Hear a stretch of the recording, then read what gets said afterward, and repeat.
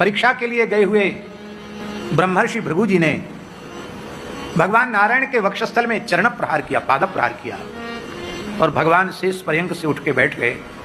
भगवान ने महर्षि का चरण अपनी गोद में रखा और अपने सुकोमल करकमल से दबाते हुए सजल नेत्रों से बोले, हे महर्षि, आप कितने करुणामय हैं। मेरे जैसे आलस में पड़े हुए प्रमादी को आपने अपनी चरण धूल इतनी सहजता से प्रदान कर दी। मैं कभी कभी सोचता था कि लक्ष्मी जी स्वभाव से बड़ी चंचला है, कभी कहीं कभी कहीं, कहीं ऐसा ना हो कि हमें छोड़ के चली जाएं। ये भय हमारे मन में रहता था, पर अब भय खत्म हो गया।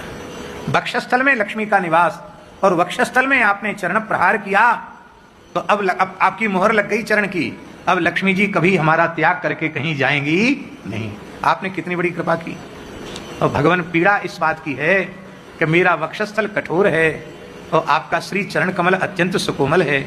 आपके कोमल चरण में चोट लग गई होगी, आप क्षमा करें। चरण दबा रहे हैं। भृगु जी बोले, भाई उपासना के योग्य तो यही है, क्योंकि जीव की प्रकृति पद पद पर अपराध करने की है, और इतनी अद्भुत क्षमा जिसमें हो, जो क्षमा गुण का समुद्र हो, वही जीव को अपनी शरण में लेकर कृपा कर सकता है। इसलिए भजवे को दोई सुघर कह हरि दास, सब संतन निर्णय कियो मथि श्रुति पुराण इतिहास।